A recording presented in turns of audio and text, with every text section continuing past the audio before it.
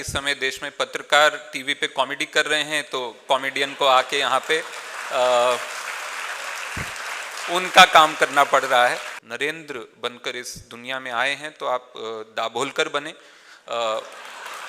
और किसी तरह के बनने से आप वहाँ तक नहीं पहुँच पाएंगे। नमस्कार, आवाज़ ठीक आ रही है पीछे तक? क्योंकि यहाँ पे बहुत वो फीडबैक से नहीं पता चल रहा है। नमस्कार नमस्कार, धन्यवाद।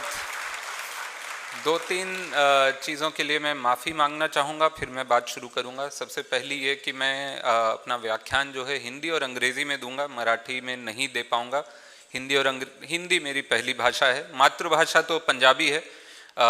अगर आप चाहें तो मैं पंजाबी में दे सकता हूँ, लेकिन एक तो ये कि हिंदी और अंग्रेज़ी में रहेगा ये व्याख्यान, तो उसके लिए अग्रिम क्षमा। दूसरा ये कि मैं वैसे तो स्टैंड अप कॉमेडियन हूँ और मुझे यहाँ बुला लिया गया है वो काम करने के लिए जिसके लिए या तो कोई एक्टिविस्ट हो या कोई पत्रकार हो। लेकिन अब क्या है कि इस समय देश में पत्रकार टीवी पे कॉमेडी कर रहे हैं तो कॉमेडियन को आके यहाँ पे उनका काम करना पड़ रहा है, तो इसमें मेरा कोई दोष नहीं है। तीसरी माफ़ी इस चीज़ की कि मैं स्टैंड अप कॉमेडियन हूँ तो मैं कुछ बातें थोड़ी सी तीखी बोल सकता हूँ, तो हो सकता है कि कहीं कहीं अभद्रता हो जाए, आप सोचें कि ये ऐसी बातें पुणे में और कोई नहीं बोलता। तो मैं पहले ही माफ़ी चाहूँगा कि किसी का हो सकता है ऐसा लगे कि अपमान हो रहा है। मैं किसी का अपमान नहीं करना चाहता हूँ, न आपका, न आपकी आस्था का, न इस देश के जो भी हैं, जितने भी महामानव हैं इस समय हमारे बीच, उनमें से किसी का। तो वो अगर हो जाए तो उसके लिए मैं पहले ही माफ़ी चाहता हूँ। चौथी बात ये कि हाँ, मैं आस्था, धन्यवाद।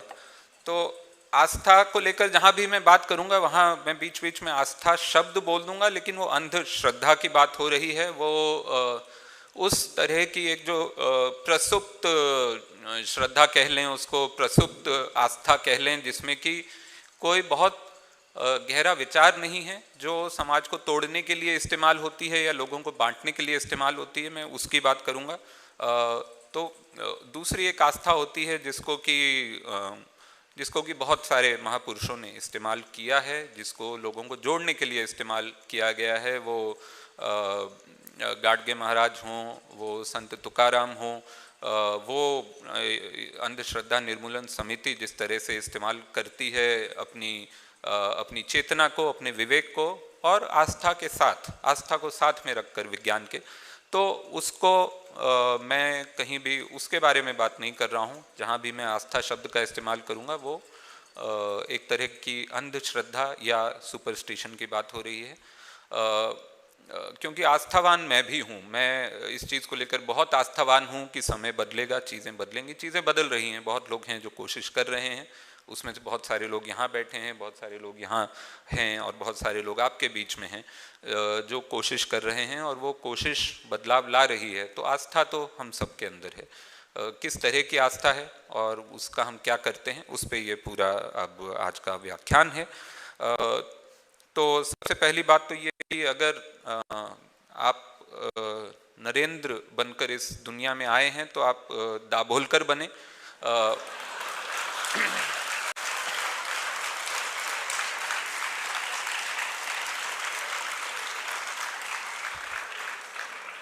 और किसी तरह के बनने से आप वहाँ तक नहीं पहुँच पाएंगे। दूसरा ये कि आज जैसा कि हम लोग यहाँ पे doctor Dabholkar annual memorial lecture के लिए आज एकत्रित हुए हैं, डॉक्टर दाभोलकर को अपने विचारों के लिए, अपनी सामाजिक चेतना के लिए और रैशनल थिंकिंग और अपनी वैज्ञानिक चेतना के लिए उनकी हत्या की गई। उनकी हत्या करने के लिए जो लोग आए वो बहुत परेशान थे उनसे, वो बहुत व्यथित थे कि कोई इंसान ये कैसे कह सकता है कि विज्ञान अंधश्रद्धा से बड़ा है, जबकि कोई बहुत रैडिकल बात नहीं है किसी भी समाज के लिए। ये कोई बहुत ऐसी भयंकर रेवोल्यूशनरी बात नहीं है ये कहना कि विज्ञान आस्था से या प्रसुप्त आस्था से बड़ा है। ये कहना कोई बहुत ऐसी विचित्र बात नहीं है, लेकिन वो बात कहने के लिए कुछ लोग आए और उन्होंने उनकी हत्या की। वो लोग ये मानते थे कि विज्ञान बड़ा नहीं है, आस्था बहुत बड़ी है।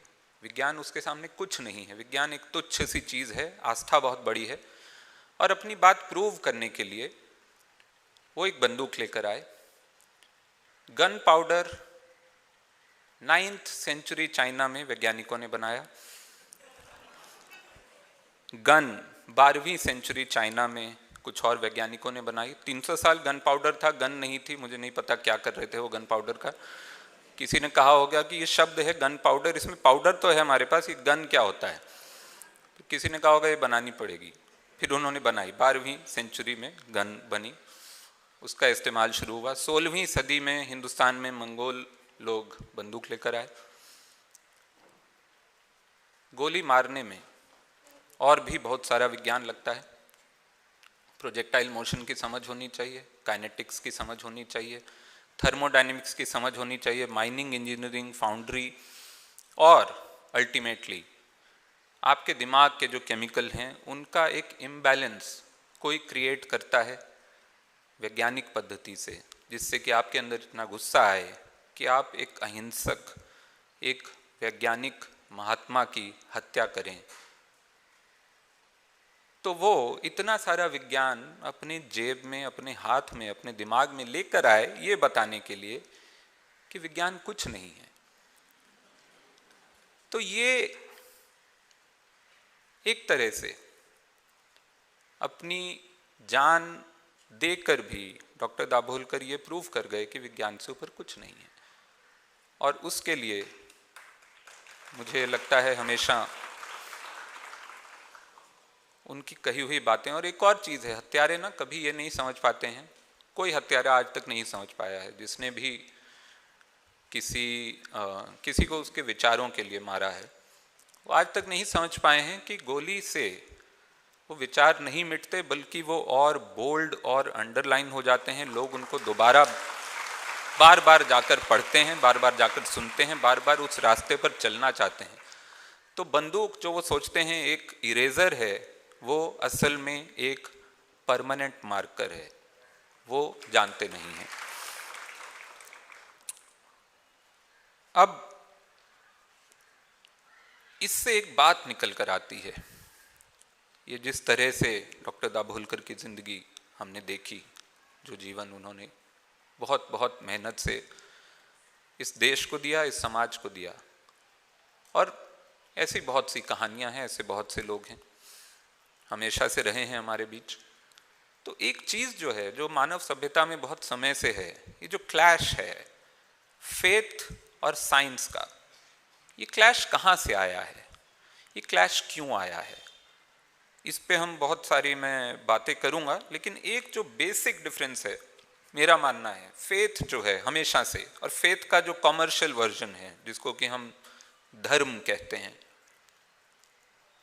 वो एक तरह की दुनिया की पहली एमवे स्कीम है, पहली पिरामिड स्कीम, जिसमें आप जितने रिक्रूट लाएंगे आप उतने पावरफुल होंगे, और जो जितना ऊपर होगा वो उतना पावरफुल होता जाएगा, नीचे वाले उतने पावरफुल नहीं होंगे। आपका काम है और रिक्रूट लाना, आपको 4 लोगों को जाके बताना है कि ये बहुत बढ़िया स्कीम है गुरु, इसमें ना बहुत पैसा मिलता है, और तुम कैसे मिलता है, तुम और 4 को पकड़ के लाओगे तो मिलेगा। तो जो फेथ है, इसने ये दुनिया की पहली एमवे स्कीम है। और विज्ञान क्या है, विज्ञान आपके बगल की किराने की दुकान है, वहां पे आपको जो चाहिए, जैसा चाहिए आप वो ले सकते हैं, नहीं पसंद आएगा आप छोड़ सकते हैं। आप सवाल पूछ सकते हैं कि यार ये चावल में इस बार पिस्सू दिख रहा है, तो बोलेगा अच्छा ठीक है अगली बार थोड़ा सही लाएंगे। आप कोई सामान लाएं, आप बोल सकते हैं कि ये अच्छा नहीं था। आप कोई सामान लाएं, बोले कि ये बहुत बढ़िया था, अगली बार यही लाना। तो वहां पे सवाल पूछने से वो मजबूत होता है वो रिश्ता, और एमवे जैसी स्कीम में सवाल पूछने से वो रिश्ता कमजोर होता है। तो ये जो एक बेसिक डिफरेंस है फेथ और इसमें साइंस में, और क्यों फेथ बड़ा हो जाता है हमारी सोसाइटी में खास करके, क्योंकि हमको बचपन से एक ही चीज सिखाई गई है, सवाल मत पूछो, ठीक है, बचपन से एकदम बच्चा जब रहेगा तब से लेकर आपको बताया जाता है जो भी बड़े बोल रहे हैं, बड़े हमेशा सही हैं। बड़े आपको थप्पड़ मार रहे हैं तो आपके भले के लिए मार रहे हैं, बड़े आपको बाथरूम में बंद कर रहे हैं तो आपके भले के लिए कर रहे हैं, बड़े आपको कोई चीज़ नहीं दे रहे हैं तो आपके भले के लिए कर रहे हैं, बड़े बताएंगे आपको कि आपको क्या पढ़ना है कॉलेज में जाकर, बड़े बताएंगे किस दिन आपको पहली बार जीवन में सेक्स करना है अरेंज मैरिज के तहत, किस दिन आपको बच्चा करना है, कब दूसरा बच्चा करना है, कब नसबंदी करा ले, सब बताते हैं। ठीक है, तो ये कन्फॉर्मिज्म हमारे अंदर भरा पड़ा है कि 2 बच्चे हो गया, अब 2 के आगे नहीं करना गुरु, है ना, ये सब बताया जाता है।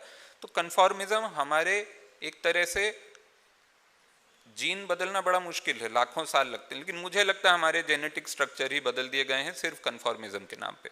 तो हम लोग बड़े ही कन्फॉर्मिस्ट हैं। यहाँ तक कि मैं कॉलेज में था, जब मैं बनारस में था, हम लोग 18 साल की उम्र में वहाँ पहुँच गए थे कॉलेज, और 22 साल की उम्र तक रहे। 4 साल हमने वहाँ पढ़ाई की।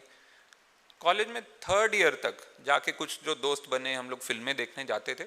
एक हमारा दोस्त था हमारे साथ, वो हर बार वो फिल्म देखने जब जाते थे हम लोग, तो वो रास्ते में रुक के पीसीओ पे फ़ोन करता था। हम बोलते थे कि बाद में कर लेना फ़ोन, नहीं हमको घर पे बात करनी है हमको। तो एक दिन हमको लगा कि हमेशा फिल्म से पहले क्यों बात करता है। तो वो हमने जाके सुना, हमने पीसीओ में जाके नज़दीक जाके सुना, तो पता चला वो अपने पिताजी को बताता था कि मैं ये फिल्म देखने जा रहा हूँ, चला जाऊँ क्या।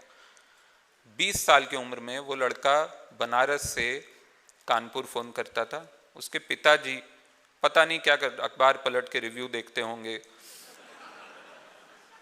बताते होंगे कि अच्छा ठीक है ये देख। कई बार हुआ है ऐसा कि वो हमारे साथ जाते जाते पलट गया रास्ते से, नहीं अच्छा मुझे एक और काम याद आ गया, या मेरा पेट खराब, कुछ भी वो बोल के निकल जाता था। ये 20 साल की उम्र का एक लड़का है जो कि एक अलग शहर में रह रहा है, और वो पूछता था अपने पिताजी से। अभी मैं कुछ दिन पहले मैं मुंबई में एक इंसान से मिला, वो 50 साल के हैं, डॉक्टर हैं, और उनके पास कुछ पुराने कैसेट थे। तो मैं पुराने कैसेट आजकल मिलते नहीं हैं, कोई सुनता भी नहीं है ज़्यादा ऑडियो कैसेट। मैं उनके पास, किसी ने बताया कि उनके पास रखे हुए हैं पुराने कैसेट जो वो अब इस्तेमाल नहीं करने वाले हैं, वो फेंक देंगे शायद। तो मैं पहुंच गया उनके पास लेने के लिए। तो मैंने देख लिया, 1.5-2 घंटे लगा के मैंने वो कैसेट देखे, सिलेक्ट कर लिए। मैंने कहा आप बता दीजिए, आप जो भी आप कुछ इसका दाम लेना चाहें तो बोले मैं अपने पिताजी से पूछ के बताऊंगा। मैं फिर वापस आ गया, क्योंकि मुझे नहीं लगता कि उनके पिताजी किसी अनजान आदमी को वो कैसेट देने के लिए अलाउ करेंगे। जिस तरह के, अगर उसके पिताजी से उसको पूछना पड़ रहा है तो सच में कोई बहुत ही घातक पिताजी होंगे। तो ये 50 साल की उम्र में भी कन्फॉर्मिज्म, एक डॉक्टर है जो दुनिया भर पढ़ के आया है, विदेश में पढ़ के आए हैं, और क्लिनिक है और न जाने क्या क्या, लेकिन उनको अभी भी अपने पिताजी से ये पूछना पड़ रहा है कि जो कचरे का सामान है वो मैं किसी को दे सकता हूँ कि नहीं। तो ये जो है ना, ये जो कन्फॉर्मिज्म का जो हमारे अंदर कीड़ा या इंजेक्शन दे दिया गया है, उससे भी रैशनल थिंकिंग थोड़ी कम हो जाती है। अभी व्याख्यान अभी शुरू नहीं हुआ, अभी तक मैं एक भूमिका आपको दे रहा था। तो शुरू होने से पहले मैं और कुछ 2 और डिस्क्लेमर देना चाहता हूँ। एक तो ये कि ये जो सब्जेक्ट है, ये टॉपिक है, ये बहुत विस्तृत है। इस पे बहुत सारी बातें हो सकती हैं। इसमें बहुत तरह तरह से आप इसको एंथ्रोपोलॉजी की दिशा से भी अप्रोच कर सकते हैं, आप इसको बायोलॉजी की दिशा से भी अप्रोच कर सकते हैं, आप इसको सोशोलॉजी और पॉलिटिकल साइंस और विज्ञान तो है ही, तो कई दिशाओं से आप इस तक पहुंच सकते हैं। ये जो कोर कॉन्फ्लिक्ट है फेथ वर्सेस साइंस का, तो इसलिए ये थोड़ा सा बिखरा हुआ लेक्चर होगा। जो बातें मैं करूँगा वो थोड़ी कुछ चीज़ें जुड़ेंगी, कुछ चीज़ें नहीं जुड़ेंगी। तो जो नहीं जुड़ेंगी वो आप अपना ईमेल आईडी देंगे तो मैं आपको बाद में जोड़ के भेज दूंगा कि ये कनेक्टर मिस हो गया मेरा, तो मैं बता दूंगा बाद में। और दूसरा ये कि ये जब मुक्ता जी ने मुझे अप्रोच किया कि ये आप यहाँ बात कीजिए आकर, तो मुझे पता चला कि जावेद अख्तर साहब यहाँ बात कर चुके हैं। तो जावेद अख्तर साहब का मैंने जो लेक्चर यहाँ था वो मैंने देखा वीडियो पे।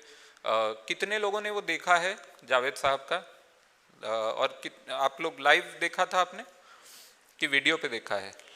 लाइव देखा था तब तो वो बहुत पूरा आप भूल गए होंगे, तो मैं उसमें से कुछ कुछ चीज़ें चुरा कर वापस डालने वाला हूँ। मैं बस ये बता रहा था कि उसमें से बहुत सारी बातें हैं जो मुझे इतनी प्रभावित की कि मुझे लगा कि वो चीज़ें मैं कहीं कहीं हो सकता है जाने अनजाने वो आएंगी, एक दो चीज़ें तो जानकर ही आएंगी, एक दो चीज़ें ऐसी होंगी जो कहीं किसी विचार से जुड़ जाएंगी तो मैं बता दूंगा। तो जावेद साहब ने जो बात की थी वो बहुत ही कमाल थी, और उससे पहले तक मैं नहीं समझ पा रहा था कि मुझे यहाँ बुलाया गया है, मैं क्या बोलूँगा। और धन्यवाद मुक्ता जी का भी कि मुझे यहाँ बुलाया, और अंधश्रद्धा निर्मूलन समिति का भी कि मुझे यहाँ बुलाया गया। लेकिन जावेद साहब का जो लेक्चर था वो देखने के बाद मुझे समझ आया कि हाँ, इस पे इस तरह से एक कलाकार भी इस मुद्दे पर बात कर सकता है। तो ये जो अब व्याख्यान है ये 3 हिस्सों में है। पहला हिस्सा है मेरी अपनी जर्नी, मेरा अपना सफ़र बचपन का, कहाँ से ये जो जिज्ञासा में जीवन है, तो जिज्ञासा मेरे जीवन में कहाँ से आई, कहाँ से शुरू होकर मैं यहाँ पहुँचा जहाँ पर मेरे अंदर ये सवाल आए, ये जिज्ञासा आई कि आस्था है क्या और विज्ञान है क्या। तो पहला हिस्सा वो है जहाँ पे मैं अपनी एक पर्सनल जर्नी की बात करूँगा। दूसरा हिस्सा है कि ये जो आस्था और विज्ञान का जो एक क्लैश है, ये क्या सिर्फ क्लैश है कि ऐसा भी है कि ये दोनों एक दूसरे के पूरक हैं कहीं, और किस तरह से पूरक हैं, किस तरह से साथ चल सकते हैं। तीसरा हिस्सा जो है वो जो आखिरी हिस्सा है इस व्याख्यान का, वो ये है कि एक आर्टिस्ट की क्या रिस्पॉन्सिबिलिटी होनी चाहिए समाज में, एक कलाकार किस तरह से इस समाज में रैशनल थिंकिंग का सपोर्ट कर सकता है, उसको बढ़ावा दे सकता है, उसको पहुंचा सकता है लोगों तक अपनी कला के जरिए। तो ये तीसरा हिस्सा होगा। तो पहला हिस्सा जो है बचपन, तो ज़्यादातर भारतीयों की तरह मेरा जन्म भी एक साधारण बिलीवर फैमिली जिसको कह सकते हैं, जिसमें कि भगवान की प्रतिमाएं होती हैं, जब भी कोई बच्चा कुछ गलत करता है तो भगवान की कसम दिलाई जाती है, और भगवान एक बहुत ही प्रकट कॉन्सेप्ट होते हैं हमारे आसपास।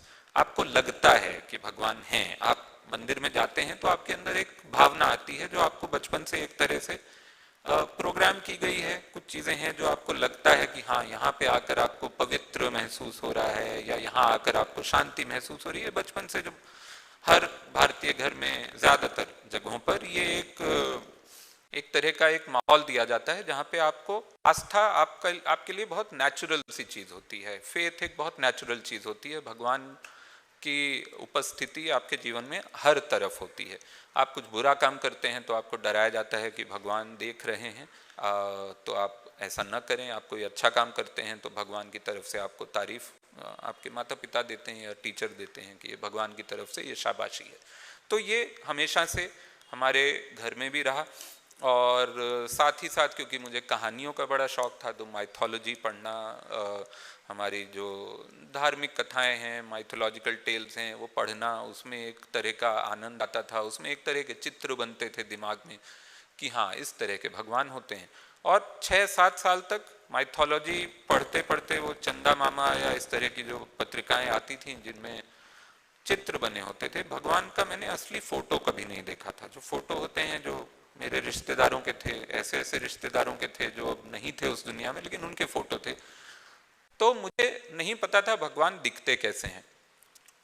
और मैं बहुत बच्चा था। एक दिन किसी ने मुझे गांधी जी का चित्र दिखाया और कहा कि ये भगवान है। मैंने मान लिया, मुझे लगा हाँ ठीक है, ये मेरे इमेजिनेशन में जैसे भगवान थे जो चंदा मामा में दिखाए गए थे वैसे तो नहीं है, लेकिन हो सकता है ये भगवान हो। और फिर किसी ने ये भी बताया कि ये सतयुग में रहते थे। तो ये जब थे तब भारत में सतयुग था। तो फिर मुझे थोड़े साल बाद पता चला कि अच्छा, सिर्फ 40 साल पहले सतयुग था। बहुत मैंने मिस कर दिया यार, 40 साल से सतयुग मिस हो गया है, कितना बड़ा बैड लक है।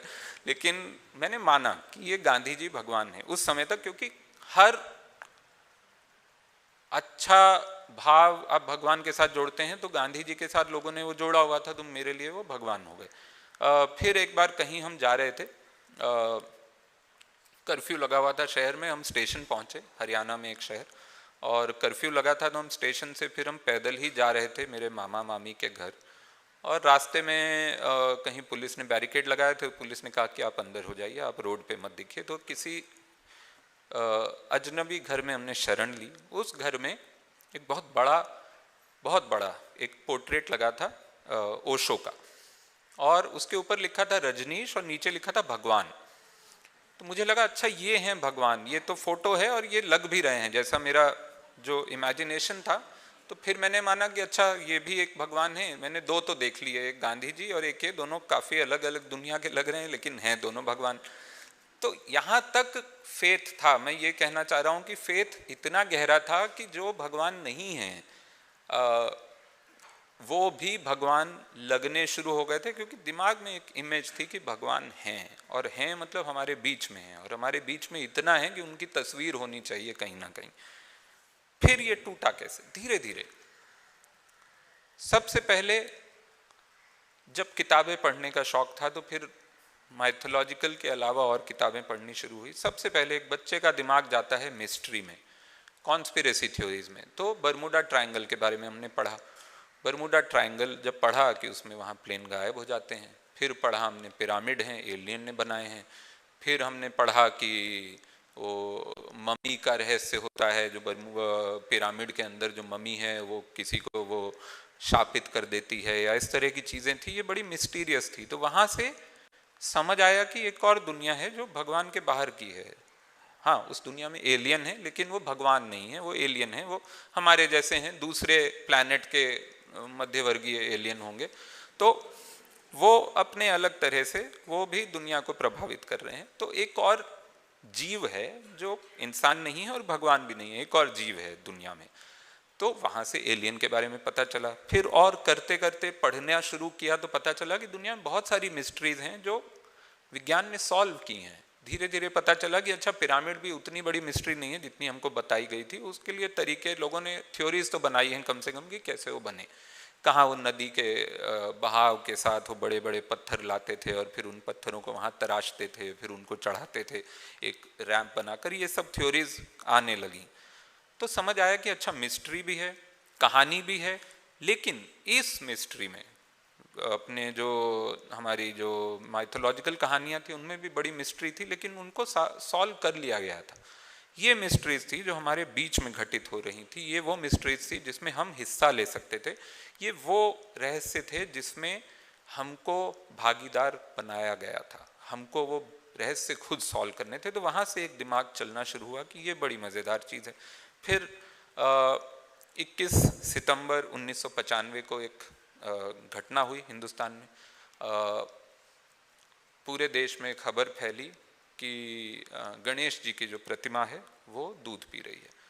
तो चमत्कार, भगवान ने अपने आप को प्रकट किया है। भगवान बता रहे हैं कि हम हैं और पूरा देश मान रहा है। तो मैं चला गया। मैं उस समय 15 साल का था और मेरे साथ एक दोस्त गया। हम दोनों बहुत भीड़ थी, हर मंदिर में भीड़ थी। बड़ा धक्का मुक्की करके एक मंदिर में हम आगे पहुँचे और मैंने दूध पिलाने की कोशिश की और नहीं पिया भगवान ने। तो मेरे दोस्त ने कहा कि तेरा मन साफ नहीं है। तो मैंने कहा कि तू पिला के देख। उसने पिलाया, उसका भी नहीं पिया। मैंने कहा तेरा भी मन साफ नहीं? उसने कहा नहीं, मेरे दूध में यूरिया है। तो मैंने कहा कि भाई देखो ऐसा है, तुमको अगर ये पता है कि दूध में यूरिया हो सकता है तो तुमको ये भी पता होना चाहिए कि कैपिलरी एक्शन नाम की एक चीज़ होती है। आधा विज्ञान पता है, वो वाला विज्ञान पता है जिससे कि तुम्हारी आस्था स्ट्रांग होती है। वो वाला विज्ञान तुम नहीं मान रहे हो जिससे कि सच उजागर होता है। और जैसा कि होना था शाम को, उस समय का टीवी दूरदर्शन इतना कम से कम लिबरल था, इतना आज़ाद था कि रात को दूरदर्शन पे 4 वैज्ञानिक बैठे हुए थे रात की 9 बजे के समाचार में, और वो बता रहे थे कि कैपिलरी एक्शन और सरफेस टेंशन और किस किस तरह का विज्ञान इसके पीछे है, जिसमें कि ये चमत्कार जैसा जो लगता है वो चमत्कार नहीं है, वो सीधा साधा बड़ा ही 10वीं कक्षा का विज्ञान है असल में। तो उस समय दूरदर्शन ये करता था। आज अगर ये हो जाए तो आप सोचिए, आज के चैनल कुछ 6 दिन तक यही चैनल आप, मैं इमेजिन कर सकता हूं उनकी ग्रीन स्क्रीन दूध से उबल रही होगी। कोई एंकर होगा जो उसमें गोते लगाते हुए अपना माइक पकड़ के बता रहा होगा कि देखिए कितना बड़ा चमत्कार हुआ है, अब हम कह रहे थे अमृतकाल आ गया, देखिए आ गया, है ना। तो आज वो हो रहा है। तो उससे हमको एक और सवाल हमारे दिमाग में आता है कि हम आगे जा रहे हैं कि पीछे जा रहे हैं, हम और पीछे जा रहे हैं तो कितना पीछे जा रहे हैं। लेकिन यहाँ से मेरे अंदर एक सवाल आया कि विज्ञान जो है वो बहुत सारी गुत्थियां सुलझा सकता है, और विज्ञान में एक चमत्कार भी है, लेकिन साथ ही साथ उस चमत्कार के पीछे बहुत ही सुलझा हुआ एक रैशनल थिंकिंग है। सवाल बहुत दूर तक ले जाते हैं। एक साधारण सा सवाल अगर बच्चा आपसे पूछ ले कि सर्दियों में धूप अच्छी क्यों लगती है, बहुत साधारण सा सवाल है। वही धूप गर्मियों में अच्छी नहीं लगती, सर्दियों में क्यों अच्छी लगती है? क्योंकि पृथ्वी जो है वो घूम रही है सूरज के आसपास। पृथ्वी क्यों घूम रही है? क्योंकि दो तरह के फोर्सेस हैं, एक सेंट्रीफ्यूगल फोर्स है, एक ग्रेविटेशनल फोर्स है। एक नज़दीक ला रहा है, एक दूर फेंक रहा है, इन दोनों का बैलेंस बन रहा है, जिसके हिसाब से पृथ्वी का एक पाथ बन रहा है सूर्य के अराउंड।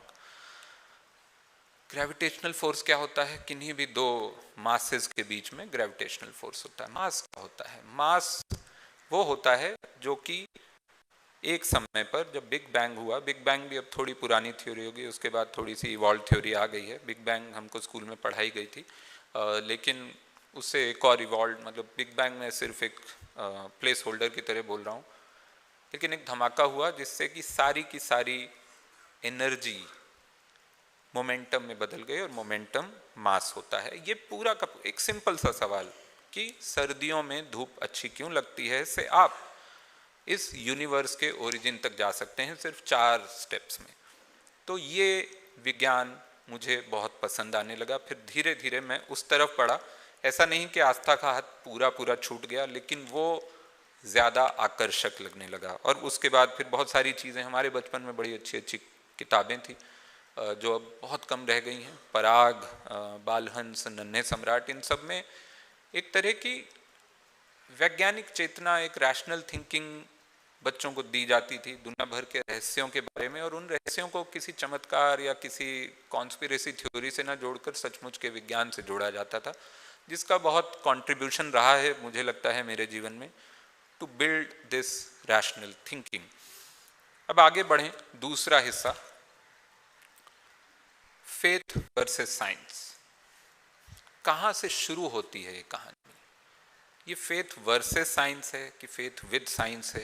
ये कहानी शुरू कहाँ से होती है? शुरू होती है, यहाँ पे मैं जावेद साहब का एक हिस्सा जो है वो मैं उधार ले रहा हूँ।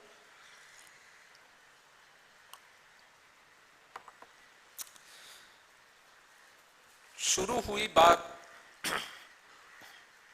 कुछ लाख साल पहले, जब हम नहीं थे, जब मानव स्पीशीज नहीं थी।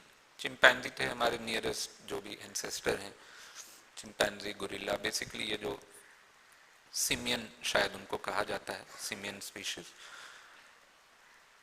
जीन कॉपी में एक एरर हुआ। जीन ट्रांसफर होते हैं पेरेंट से चाइल्ड में, जीन कॉपी होती है, जीन में सारी इंफॉर्मेशन होती है, वो कॉपी होती है। कॉपी में एरर हुआ। हम लोग, सबसे पहली बात, हम लोग नहीं होने चाहिए थे, प्रकृति की एक त्रुटि है, हम एक गलती है, हो गए। उसके बाद वो त्रुटि आगे बढ़ी, वो त्रुटि ने हमको, उस त्रुटि ने, क्योंकि जीन कॉपी एरर हुआ, हम अलग हो गए। अलग किस तरह से हुए? हमारे हाथ थोड़े अलग हो गए, हमारी ग्रिप बन गई, हमारा ब्रेन जो है वो बड़ा हो गया हमारे बाकी शरीर के मुकाबले। सबसे बड़ा ब्रेन बॉडी वेट के हिसाब से इंसानों का है, सबसे ज़्यादा रिच ब्रेन है, सबसे ज़्यादा कनेक्शंस हैं उसमें। ये सब जीन कॉपी एरर की वजह से हुआ। उसके बाद हम धीरे धीरे हमने एक सोसाइटी बनाई, समाज बनाया, हमने सीखा, जानवरों से सीखा, हमने भेड़ियों से सीखा कि ग्रुप में रहने से ताकत बढ़ती है, सर्वाइवल बढ़ता है। हमने पेड़ों से सीखा कि किस तरह से आप अगर सामंजस्य बनाकर रखेंगे प्रकृति से तो कैसे आपका विकास ज़्यादा होगा। हमने जिस जानवर से जो सीख सकते थे हमने वो सीखा, और करते करते हम वहाँ पहुँचे जहाँ पे हम एक कम्युनिटी बना के रहने लगे। हमने ये सीखा कि फसल उगाई जा सकती है, जानवरों को मारने की हमेशा ज़रूरत नहीं, हमेशा इधर उधर भटकने की ज़रूरत नहीं है, एक जगह आप रह सकते हैं। हमने ट्रायल एंड एरर से गेहूं और गेहूं का जो एंसेस्टर था जो पहला, वो उगाना शुरू किया, जिससे कि हमको समझ आया कि एक जगह रहकर आप समाज या सोसाइटी या अपना जीवन चला सकते हैं। उसके बाद हमने नेचर को ऑब्जर्व करना शुरू किया, जो सब जानवर करते थे, लेकिन किसी जानवर के अंदर वो सवाल नहीं आता था कि ये बिजली क्यों चमक रही है, किसी के अंदर ये सवाल नहीं आता था कि हम मरते क्यों हैं, मरने का दुख आता था, शोक, क्षोभ, गुस्सा बहुत सारे जानवरों को आता है। बहुत सारे जानवर हैं जिनमें डेथ रिचुअल हैं, कौओं तक में है, कौओं में है और सिमियनपुरी रेस में है, बहुत सारे जानवरों में है जिनको दुख होता है जब उनका कोई साथी मर जाता है, लेकिन उनके अंदर सवाल आता है क्या कि जीवन क्या है और मृत्यु क्या है और ये कहाँ से आती है। ये सवाल हमारे अंदर आए क्योंकि हमारा ब्रेन बड़ा हो चुका था, हमारे ब्रेन के अंदर कनेक्शंस थे जो चीज़ों को बहुत जल्दी सीख लेते थे, पास डाउन कर देते थे इन्फॉर्मेशन। हमारी इन्फॉर्मेशन जो बाकी जानवरों की जो इन्फॉर्मेशन होती है वो सिर्फ एक जनरेशन ट्रांसफ़र होती है, कई जनरेशन होती है, लेकिन वो बहुत ही बेसिक ट्रेंड्स होते हैं जो पिछली जनरेशन में सीखा है वो हम आगे पास करने लगे। उसमें बहुत सारे कॉन्शियस सवाल थे, वो सवाल हमको परेशान करने लगे। उन सवालों से हमने सबसे पहली आस्था जोड़ी। हमारे पास सवाल बहुत थे, जवाब नहीं थे। जवाब जब नहीं थे तो दो तरह के लोग आए, एक वो जो उन सवालों का जवाब ढूंढने लगे, एक वो जो उन सवालों का जवाब ढूंढने का नाटक, थोड़ा सा भारी शब्द है, अब क्या ज़रूरत थी उनकी वो नहीं कहा जा सकता। नाटक में ऐसा लगता है कि हाँ वो बहुत ही चालू थे, ज़रूरी नहीं है वैसे होंगे, लेकिन ज़रूर उन्होंने जवाब देने शुरू किए। उन्होंने कहा कि वो कम्युनिकेट कर सकते हैं एक दूसरी दुनिया से और उनको पता है कि ये क्या है, उनको पता है कि ये सब अलग अलग तरह के भगवान हैं और ये भगवान कभी हमको सज़ा देते हैं, ये भगवान कभी हमको इनाम देते हैं। तो आस्था ने समाज को जोड़ा, क्योंकि समाज को उस समय जब आपके पास बहुत सारे सवाल हों तो आपको कोई भी जवाब अच्छा लगता है, कम से कम वो डेफिनेटिव जवाब हो, कोई हो जो आपको बता दे कि ये सही है और ये गलत है, आपको उसके आगे नहीं सोचना है। आपके पास और बहुत सारी चीज़ें हैं सोचने के लिए, आपको गेहूँ उगानी है, आपको शेर से बचना है, आपको देखना है कि आपका जो बच्चा है जो कुपोषण से कहीं उसको कुछ हो ना जाए। तो इस तरह के बहुत सारे सवाल थे उन सब के बीच में। इसलिए हमेशा से, बहुत सालों से, जब से भी ये हम पुरानी सिविलाइजेशन जितनी भी हम जानते हैं, आज से 5000 साल पहले की भी, उनमें भी शामन या प्रीस्ट या पुजारी का दर्जा बहुत ऊपर है। आप इजिप्ट में जाकर देखें तो सबसे ऊंचा दर्जा राजा के बाद उन्हीं का होता था, क्योंकि वो कम्युनिकेट करते थे या वो कहते थे कि वो कम्युनिकेट करते हैं। उन्होंने जवाब देने शुरू किए। साथ ही साथ उन्होंने ही करीब करीब शायद पिछले 400 साल पहले तक चर्च, टेम्पल, मॉस्क सब जगह से साथ में साइंटिफिक रिसर्च को फंड किया जाता था। हर सिविलाइजेशन ने किया है। आप आर्यभट्ट देख लें, आप अल ख्वारिज़मी देख लें जिन्होंने अलजेब्रा बनाया, आप माइकल एंजेलो देख लें जिनका एक तरह का सिस्टीन चैपल जो है, या लियोनार्डो डा विंची देख लें, या गैलीलियो या कोपरनिकस, ये सब अपने अपने धर्म के संस्थानों के साथ जुड़े थे। उन धार्मिक संस्थानों ने इनको फंड किया। तो एक समय था जब आस्था के पास जवाब थे, लेकिन उनको भी शायद पता था कि इससे बेहतर जवाब हो सकते हैं, या हमारे जवाबों को सपोर्ट करने के लिए ये इंसान आ सकते हैं। जैसे कि एक समय पर ये माना गया कि पृथ्वी जो है वो फ्लैट है, वो गोल नहीं है, और उसको खोजने के लिए या उसको प्रूव करने के लिए लोग निकले। कुछ लोग प्रूव करने के लिए निकले, कुछ लोग डिसप्रूव करने के लिए निकले। एक का ही सच हो सकता था, और जो प्रूव करने के लिए निकले कि पृथ्वी सच में गोलाकार नहीं है और एक फ्लैट है और ये एक जगह जाकर आप गिर जाएंगे, तो वो लोग घर से एकदम ऐसा गले वले मिल के निकले कि हम तो वापस नहीं आएंगे, हम गिर जाएंगे लेकिन हम एक खोज करके गिरेंगे। तो हमारे नाम पे जो भी होगा, पृथ्वी का नाम है ना, अगर मेरा नाम जो भी एक कोलंबस है तो पृथ्वी का नाम कोलंबस फ्लैट अर्थ रख देना अगर मैं गिर गया तो इस तरह के सपने लेकर वो चले थे। लेकिन धीरे धीरे विज्ञान साथ में, विज्ञान जो कि एक बालक था जिसको कि फेथ ने बड़ा किया, विज्ञान कंधे से कंधा मिलाकर चलने लगा, विज्ञान से क्लैश होने लगे।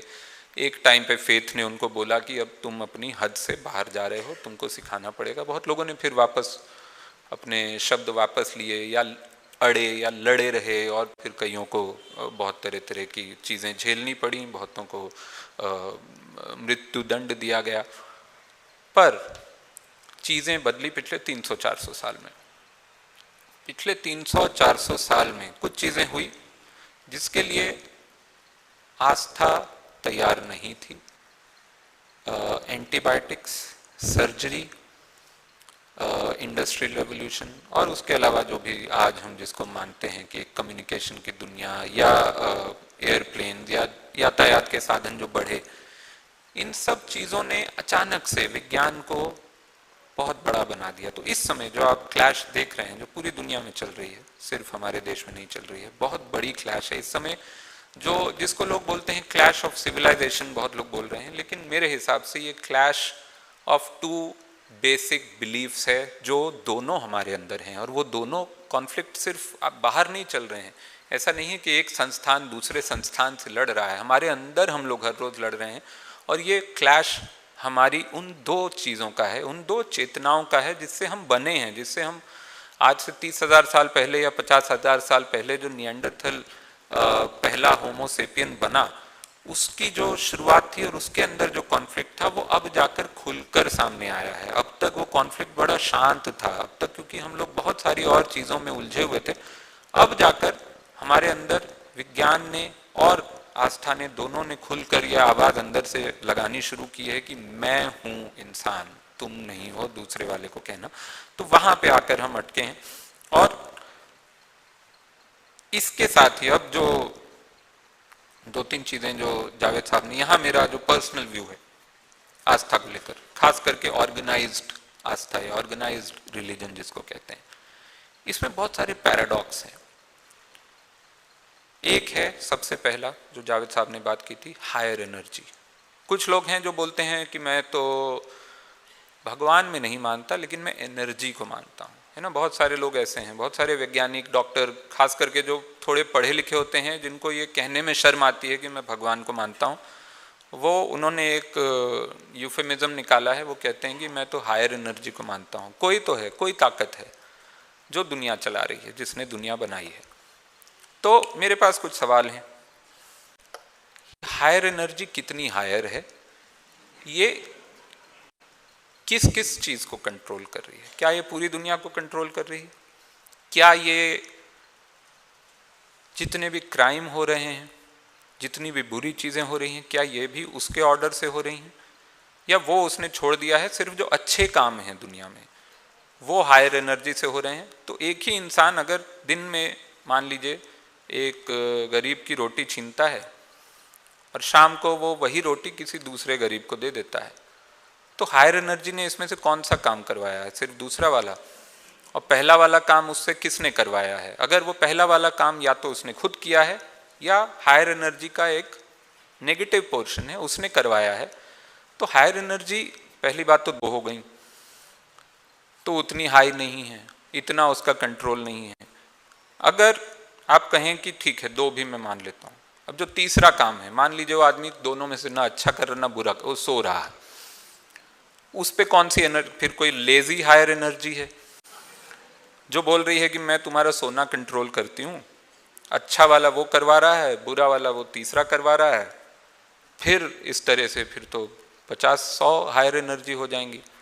तो ये हायर एनर्जी है कि ये मतलब ये कैबिनेट है ऊपर पूरा बैठा हुआ, जो हर छोटे मोटे काम आपके दिन भर, और यही कैबिनेट अगर दुनिया के कितने जितने भी हम हैं इस समय, अब तो गिनती करना ही, मैं एक तो अरब खरब ये सब है ना जो शब्द जो हैं अब वो बेमानी हो चुके हैं। तो बस इतनी सारी हायर एनर्जी हैं जो दिन में के हर सेकंड पे आपका कंट्रोल कर रही हैं। तो वो उनको अपना कोई काम नहीं है क्या? वो कितनी उनकी बोरिंग जिंदगी होगी कि वो ये कर रहे हैं कि अच्छा अब इसको बोलते हैं कि पानी पी ले भाई, तो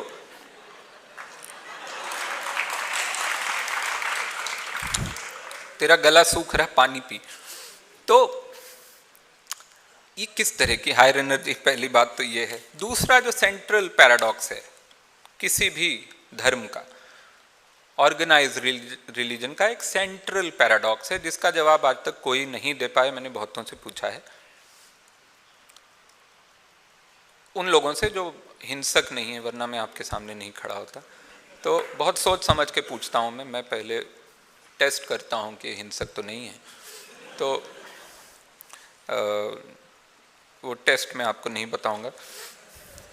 तो जो सेंट्रल पैराडॉक्स है हर ऑर्गेनाइज्ड रिलीजन का, वो ये है कि आप कहते हैं कि हमारे भगवान ने पूरी दुनिया बनाई, दुनिया का एक एक पत्ता बनाया, यहाँ तक कि सिर्फ इस प्लैनेट पे नहीं, दूसरे भी पूरे ब्रह्मांड में, पूरे यूनिवर्स में जितने भी प्लैनेट हैं, जितने भी तारे हैं, जितने भी जो देख सकते हैं हम, जो नहीं देख सकते हैं, हवा, जमीन, पानी, सब बनाया है हमारे भगवान ने। तो फिर तुम दूसरे इंसान से नफरत कैसे करते हो ये बोल के कि वो दूसरे धर्म का है? ये कैसे हुआ? उसको भी तो तुम्हारे भगवान ने बनाया होगा। वो, या तुम ये कह रहे हो कि तुम्हारे भगवान ने सिर्फ तुम्हारे धर्म के लोग बनाए हैं? तो फिर वही आ गया कि दूसरे धर्म के भी एक भगवान है ऊपर, उन्होंने अपने धर्म के लोग बनाए हैं। तो भगवान जो हैं बहुत सारे, उन्होंने ज्योग्राफिकल एरिया बांटा हुआ है,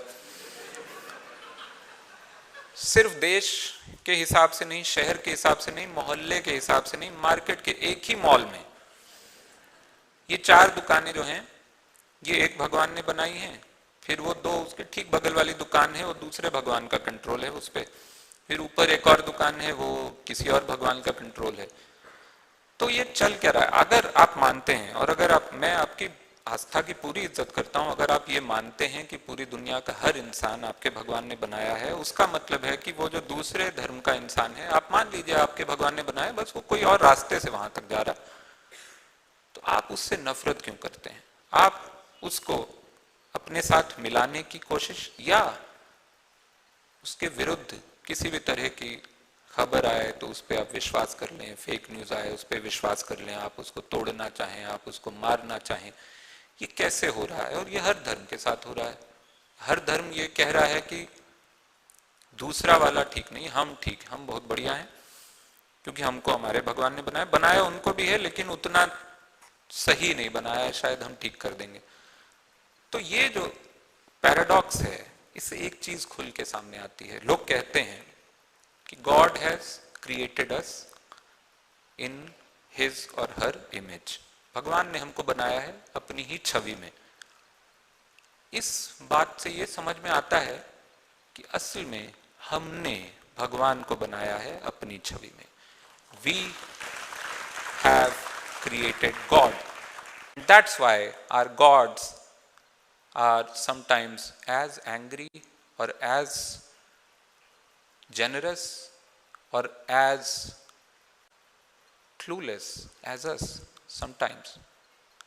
इसलिए ये जो बात है कि अपने धर्म को हमको फैलाना है, उससे आप अपने भगवान को नहीं फैला रहे हैं, आप अपनी शक्ति को फैला रहे हैं, क्योंकि आपको पता है कि आप उतने ही ताकतवर हैं जितना आप अपने भगवान के नाम पे ताकत फैला सकते हैं। So which is the central paradox and which is something which आज तक किसी ने मुझे जवाब नहीं दिया है कि ये कैसे हो रहा है और आप इसके साथ कैसे ओके हैं। अब जो अगली बात आती है धर्म और विज्ञान की।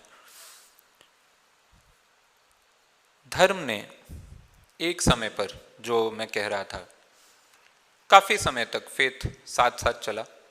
फेथ ने कोशिश की समाज को जोड़ने की, फिर जब फेथ थोड़ा पीछे रहने लगा, खास करके पिछले 300 साल में, तो एक फ्रस्ट्रेशन आने लगा ऑर्गेनाइज्ड फेथ के अंदर, और खास करके ये जो अंधश्रद्धा वाला जो फेथ है उनके अंदर बहुत फ्रस्ट्रेशन आने लगा, गुस्सा आने लगा। और उस गुस्से में उन्होंने अपनी जो सबसे, सॉरी ये बार बार वो आ रहा है क्या? इसमें आपको भी आवाज़ में दिक्कत हो रही है? थोड़ा सा दूर कर दूं इसको, अभी बेहतर है क्या? तो उनको लगा, जो हमेशा होता है, जो आप हर तरह के तानाशाह में ये प्रवृत्ति देखेंगे, जब वो थोड़ा सा कमज़ोर पड़ते हैं तो उनके अंदर गुस्सा बढ़ जाता है और वो कुछ भी बोलने लगते हैं, ठीक है? तो फेथ के अंदर वो चीज़ हुई और उस चक्कर में और कमज़ोर होना शुरू हुआ, क्योंकि फेथ ने क्या किया, प्योरिटी पे जो जोर दिया, जिससे कि कास्ट सेग्रीगेशन, जिससे कि रिलीजियस सेग्रीगेशन, जिससे कि जेंडर सेग्रीगेशन या एक जेंडर के प्रति या एक दूसरे के प्रति जो अविश्वास बढ़ा, वो फेथ का अपने पैर पर सबसे बड़ी कुल्हाड़ी है। क्योंकि साइंस का एक नियम है जो जीवन का नियम है, वो ये है कि एवोल्यूशन की थ्योरी से हम यहाँ पहुँचे हैं। एवोल्यूशन की थ्योरी क्या है? Natural selection. नेचुरल सिलेक्शन क्या है? कोई भी जीव उससे दोस्ती करेगा, उससे प्यार करेगा, उससे रिप्रोड्यूस करेगा जो उसके हिसाब से सबसे ज़्यादा ताकतवर है, सबसे ज़्यादा सुंदर है, सबसे ज़्यादा कंपैटिबल है। इसमें से कुछ भी हो सकता है, दुनिया भर का हर जीव यही करता है, यही नेचर का विधान है। अगर आप उसके अगेंस्ट जाएंगे, आप कहेंगे कि हम बताएंगे कहाँ शादी करनी है, वो अपने धर्म में करनी है, अपने कास्ट में करनी है, अपने देश में करनी है, अपने रंग में करनी है, तरह तरह के जो पाबंदियां लगा रहे हैं, ये एंटी एवोल्यूशन है। इससे इंसान भी कमज़ोर हो रहा है, हमारी रेस कमज़ोर हो रही है, और साथ ही साथ धर्म खुद कमज़ोर हो रहा है। क्योंकि धर्म के ठेकेदार जो अगले जन्म वाले हैं, मतलब इसके बाद वाली जो जनरेशन है और उसके बाद वाली जनरेशन है, वो और कम बुद्धि वाले पैदा हो रहे हैं। इसलिए आप जो देखें, जो मैं कहूँगा कि अंधश्रद्धा वाले भी जो बाबा वगैरह होते हैं, वो हर 10 साल में और बेवकूफ़ पैदा हो रहे हैं। क्योंकि अब उनके अंदर न सोफिस्टिकेशन रहा है, अब वो ऐसा नहीं है। अभी जो आप देखेंगे, आपको समझ ही नहीं आएगा कि ये इन्फ्लुएंसर है कि बाबा है। आपको समझ ही नहीं आएगा कि ये आदमी जोक कर रहा है कि ये सच में चाहता है कि लोग इसको सुने और सच में इसके पास कुछ कहने को है। जो आज से 20 साल पहले जो बाबा थे, वो भी इतने ही ईविल रहे होंगे, लेकिन एक नज़र में देख के आपको नहीं पता चलता था। आपको थोड़ा उसको मुंह खोलना पड़ता था कि ये, आज तो शक्ल देख के ही पता चल जाता है कि भाई फ्रॉड है आदमी। तो ये क्यों हो रहा है? क्योंकि इन्होंने प्योरिटी पे इतना जोर दिया कि अब अपने ही इनकी जो पुश्तें हैं वो बेवकूफ़ से बेवकूफ़तर पैदा हो रही हैं। तो ये धर्म ने या आस्था ने अपने साथ ये नुकसान कर लिया। जैसे कि मैं आपको 2-3 उदाहरण देता हूँ। हमारे देश में बहुत सुंदर सुंदर उदाहरण रहे हैं। कोविड आया, दुनिया भर में तरह तरह की वैक्सीन की बात हो रही थी, कम्युनिटी एक्शन हो रहा था, सोशल डिस्टेंसिंग हो रही थी, मास्क लगा रहे थे। हमारे यहाँ हर हफ्ते एक नया इलाज आ रहा था। कोई बोला कि ऐसा है, 12 घंटे घर में बैठो, खत्म हो जाए, शाम तक कोविड खत्म हो जाएगा। 12 घंटे कोविड को घोस्ट कर दो, तुम फोन ही मत उठाओ। उसको लगे अच्छा है ही नहीं कोई शहर में, चले गए सब, शांति है, चलो अपन लोग जाते हैं कहीं, है ना। फिर एक मंत्री जी थे, उन्होंने कहा कि पापड़ खा लो भाई। एक तो पापड़ खा लो पहले तो, ये वो भी भाभी जी पापड़। इस नाम का पापड़ मैं नॉर्मल समय में भी ना खाऊं, ठीक है।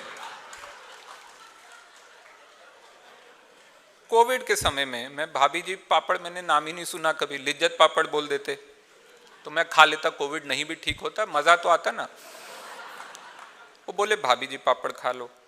फिर एक बोले कि ऐसा है मिट्टी में लौट जाओ, एक बोले गोबर लगा लो, एक बोले मिट्टी में, कीचड़ में लौट जाओ। कीचड़ में ना वो इतनी ताकत होती है मिट्टी में, हमारी मिट्टी में इतनी ताकत है कि उससे फिर वो कोरोना जो है वो अंदर नहीं आएगा। एक कमाल की कहानी है, ये सच है। पता नहीं आप में से कितनों को पता है, आप गूगल कर सकते हैं। ये अक्षरशः सच है जो मैं आपको बताने जा रहा हूँ।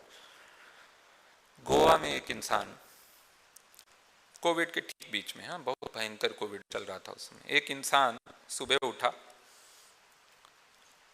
उसको सपने में कोविड की वैक्सीन आई थी, उसका फॉर्मूला आया था। कोई भी साधारण आदमी ऐसे में क्या करेगा? वो अपने आप को 2 थप्पड़ मारेगा और सपने को भुलाने की कोशिश करेगा। इसने क्या किया? इसने एक चिट्ठी लिखी भारत सरकार को कि मुझे सपना आया है, उसमें कोविड की वैक्सीन का फॉर्मूला आया है। ऐसे में सरकार क्या करेगी? सरकार किसी को भेजेगी कि इसको 2 थप्पड़ मारो और इसको बोलो सपने को भूल जाए, आज के बाद सोना ही नहीं है तुमको। तुम्हारी आंखों में हम लगा रहे हैं वो क्लिप, अब तुम नहीं सोओगे जीवन भर। सरकार ने क्या किया आप सोचिए। सरकार ने आयुष मिनिस्टर को भेजा। वो मिनिस्टर ने फोन नहीं किया। फोन नहीं किया क्योंकि उस समय वो 12 घंटे वाला लॉकडाउन था। उनको बताया गया था कि फोन करोगे तो कोविड को पता चल जाएगा कोई है यहाँ। तो वो गए गोवा। ये सत्य कथा है। वो गए गोवा उसके घर, उससे मिलने। कहा भाई सुना है आपने कोई फॉर्मूला देखा है सपने में। ऐसा नहीं, उस आदमी ने झूठ नहीं बोला। उसने ऐसा नहीं कहा कि मेरी एक रिसर्च लैब है और मैंने ये फॉर्मूला बनाया है। उसने सत्य कहा। और सत्य कभी कभी इतना आकर्षक होता है कि भारत सरकार अपने मंत्री भेज देती है। वो चले गए। उन्होंने पूछा अच्छा भैया क्या फॉर्मूला है। उन्होंने बताया कि देखिए ऐसा है, फॉर्मूला बड़ा अच्छा है। इसमें थोड़ा नींबू निचोड़िए, अदरक का जूस, लहसुन का जूस, थोड़ा हल्दी, थोड़ा कड़ी पत्ता, थोड़ा धनिया, पुदीना, बेसिकली जो जो फ्री मिलता है ना उसने डाल दिया। वो गोवा में था। उसने बेसिकली हॉट टॉडी में से रम निकाल दी।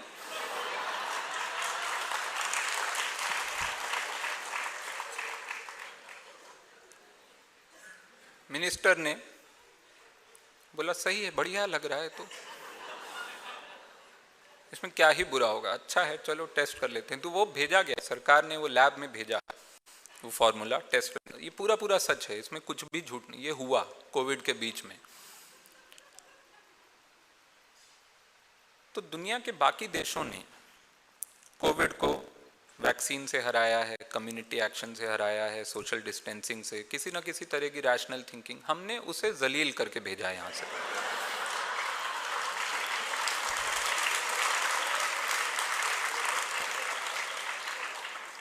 कोविड की जो सुबह जूम कॉल होती होगी वायरस की आपस में, जिसमें उनका जो ग्लोबल हेड है वो बताता होगा देखो ऐसा है, आपने घबराना नहीं है, आज कुछ भी हो सकता। आज हो सकता है ये लोग वैक्सीन बना लें, बड़े दिनों से ट्राई कर रहे हैं। हो सकता है तुम में से 10-12 को वैक्सीन लग जाए, तुम मर जाओ, लेकिन हमको ये दुनिया पे कब्जा करना है, हमको डरना नहीं है। कुछ भी हो जाए हमको डरना नहीं है। Yes boss, yes boss. वो 50 विंडो खुले हुए हैं जूम पे, और शाम को वही जूम कॉल हो रही है। उसमें वो 50 के 50 जो हैं वो कीचड़ में लिथड़े हुए बोल रहे हैं बॉस आपने कहा था वैक्सीन। ये आदमी मिट्टी में लौट के पापड़ खा रहा है, कच्चा पापड़ है वो, और इसने मेरे ऊपर अदरक का और लहसुन का जूस निचोड़ दिया है।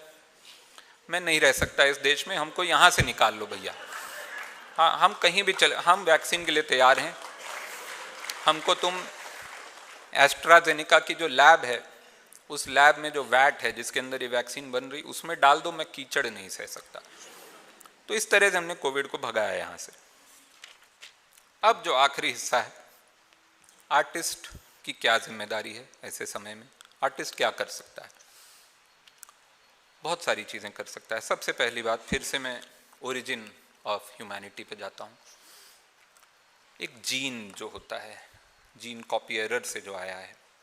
जीन का काम क्या है, हमारा काम क्या है, हम सब इस दुनिया में क्यों हैं? बहुत सारे हमारे पर्पस हैं, हम लोगों ने ढूंढ लिए हैं। हमारा पर्पस है आर्ट बनाना, हमारा पर्पस है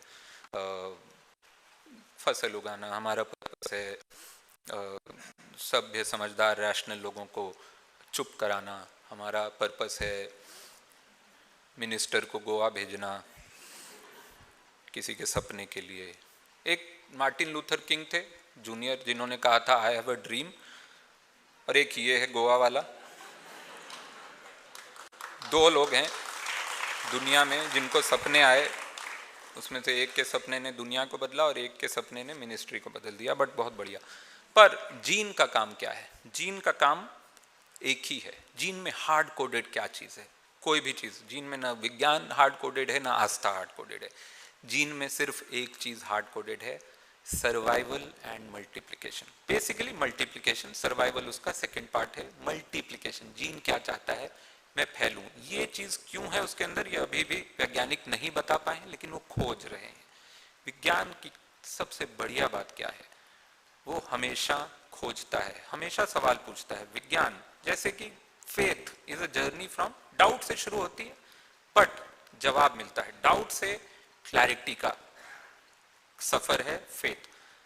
विज्ञान क्या है? डाउट से बड़े डाउट का सफर है, बड़े डाउट से और बड़े डाउट का सफर है, इसलिए वो मुश्किल है, इसलिए वो सोचने में लगता है कि इतनी मेहनत कौन करेगा यार, काहे इतना सवाल पूछे। वो बोल रहा है ना कि हो गया, ठीक है, बैठ जाओ घर पे, भगवान ने ही बनाया है, भगवान ने दिया है, भगवान ने ले लिया, बात खत्म हो गई। विज्ञान जो है ये क्या करता है और क्यों करता है? क्योंकि जीन के अंदर ये हार्ड कोडेड है सर्वाइवल, मल्टीप्लिकेशन। मल्टीप्लिकेशन किन चीज़ों पे निर्भर करता है? चार बहुत बड़ी चीज़ों पे निर्भर करता है। पहला ये है कि ये जो आसपास हो रहा है कहीं ये हमारे लिए खतरा तो नहीं है। जहाँ से इंसान ने पहला सवाल शुरू किया कि ये बिजली से हमको खतरा तो नहीं है, ये जो पौधा है ये खाने से मैं मर तो नहीं जाऊंगा। ये खतरा जो है, जो हमारी हर चीज़ में हार्ड कोडेड है, हर एनिमल में, जो रेप्टिलियन ब्रेन जिसको हम कहते हैं, फाइट और फ्लाइट, वो आज भी है। अभी यहाँ पे ज़रा सा मान लीजिए यहाँ पे ये माइक ही गिर जाए या ये टेबल गिर जाए, अचानक से हम में से बहुत लोगों को झटका लगेगा, ठीक है, हम लोग डर जाएंगे, भले ही वो बहुत दूर गिर रहा है, आपके ऊपर नहीं गिर रहा है, आप डरेंगे, क्योंकि हमारे अंदर वो जीन ने कहा है ये खतरा है। कोई भी चीज़ गिर रही है, बहुत नज़दीक नहीं गिर रही है तो भी खतरा है। हमारे अंदर जीन ने वो चीज़ दी है, सर्वाइवल इंस्टिंक्ट, मल्टीप्लिकेशन। तो पहला हमको क्या चाहिए? हमको जवाब चाहिए। We need answers to feel safe on this planet. Second thing we need stories. ये क्यों चाहिए जीन को? क्योंकि स्टोरीज से हमने कम्युनिकेशन करना सीखा। बहुत सारी थ्योरीज हैं जिनमें ये कहा जाता है कि इंसान इंसान बना क्योंकि हम कहानियाँ सुना सकते थे, कहानियों में हमने इन्फॉर्मेशन कोड की, जो बहुत सारे धार्मिक ग्रंथों में भी है। जिस तरह की इन्फॉर्मेशन उसमें कोड करके वो कई बार वाचन परंपरा से आई है, कई बार लिखित परंपरा से आई है, लेकिन वो इन्फॉर्मेशन है अगली जनरेशन के लिए। कहानियाँ बड़ी ज़रूरी हैं सर्वाइवल के लिए, जीन मल्टीप्लिकेशन के लिए। तीसरी चीज़ क्या ज़रूरी है कि कम्युनिटी बिल्डिंग।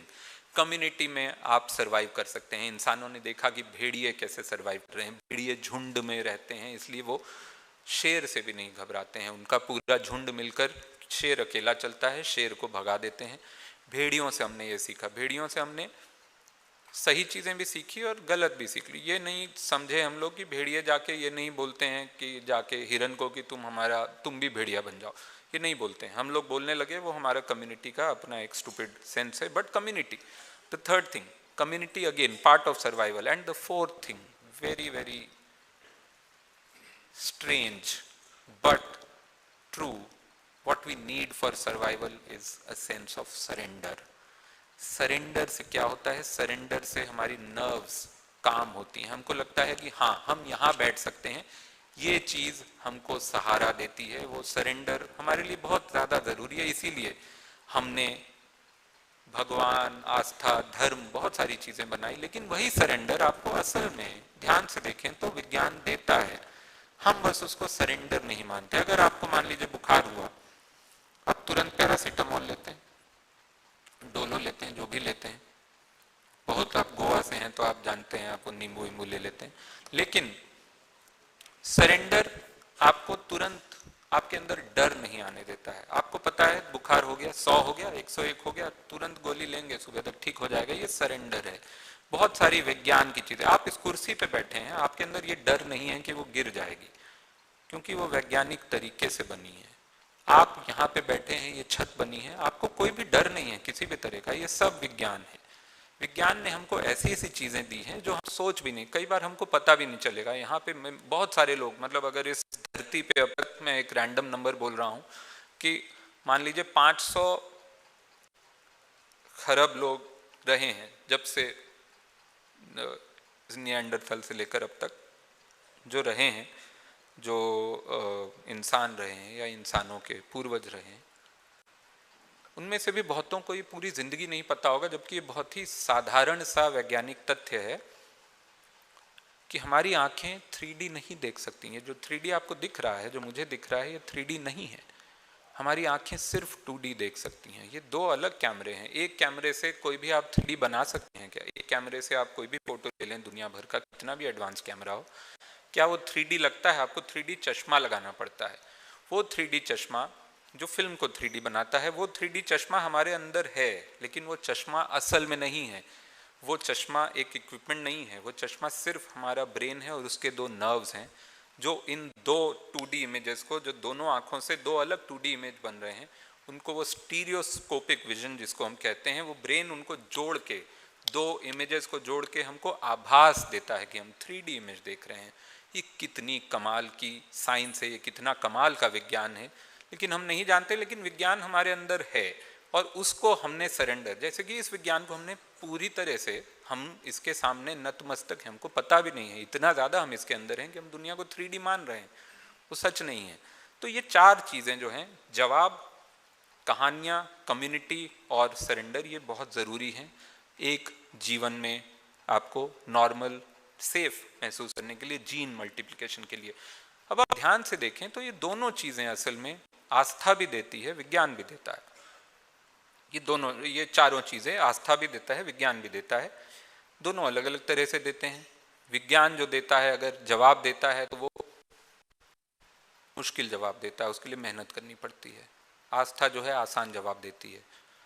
हर आदमी विज्ञान एक्सेस नहीं कर सकता है, बहुत सारे लोग हैं जो आस्था के थ्रू ही ये चीज़ें समझते हैं। तो हमको एज आर्टिस्ट आस्था से इंटरैक्ट करते रहना पड़ेगा, उनको बेहतर बनाना पड़ेगा, उनके अंदर रैशनल थिंकिंग लानी पड़ेगी कि आपके पास बहुत बड़ी ताकत है, आपको बहुत लोग सुनते हैं क्योंकि आपके पास जवाब हैं, आपके पास सरेंडर का भाव है। जो लोग खुद आते हैं, अपने आप सर झुका के आपको सुनते हैं, बहुत मन से सुनते हैं, पूरे एक भाव से सुनते हैं कि आप सच कह रहे हैं, आप कुछ भी कह दें वो सच मानते हैं। तो आपके पास बहुत बड़ी जिम्मेदारी है, आप उसका सदुपयोग दुरुपयोग जो दोनों कर सकते हैं। लेकिन एज आर्टिस्ट हमारा काम है ये ब्रिज बनाना विज्ञान और आस्था के बीच, क्योंकि विज्ञान अपनी दुनिया में बहुत ज़्यादा उलझा हुआ है। विज्ञान के अंदर एक चीज़ जो मैं मानता हूँ, थोड़ा एरोगेंस भी है। विज्ञान मानता है कि हम बहुत ऊपर हैं और बाकी सब हमसे नीचे है। तो विज्ञान का जो एरोगेंस है वो उसकी टेक्निकल भाषा में भी दिखता है। वैज्ञानिक जो हैं, ठीक है, वो अपनी दुनिया में उलझे हैं, लेकिन उनकी तरफ से बहुत कम मेहनत हुई है उसको जनता तक पहुंचाने की, उसको आम जन तक पहुंचाने की, एक साधारण भाषा में बहुत कम। और अब हमारे सिर्फ हमारे देश में नहीं, दुनिया भर में ऐसी ही इस्टेब्लिशमेंट आ गई है जिसका फ़ायदा है ये न पहुंचाने में लोगों तक। तो बहुत सारे वैज्ञानिक संस्थान या आर्टिस्टिक संस्थान भी वो एक तरह से शिकंजे में आ रहे हैं, जिनको कि दबाया जा रहा है ताकि वो ये पहुंचा ना पाएँ ये बातें, इन दोनों की ये दोस्ती ना करा दें, आस्था और विज्ञान की। वो सबसे बड़ा डर है। तो आर्टिस्ट वो काम कर सकता है।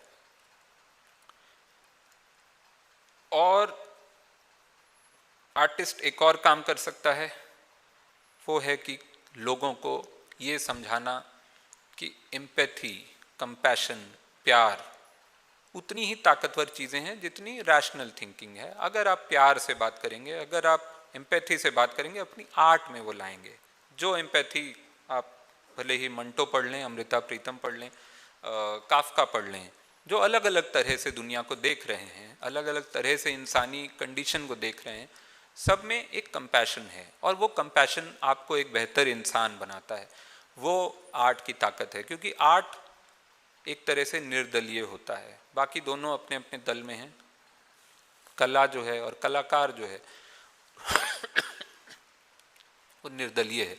उसके पास वो ताकत है कि वो कहानी के जरिए बहुत सारी बातें आप तक पहुंचा सकता है, एक तरह से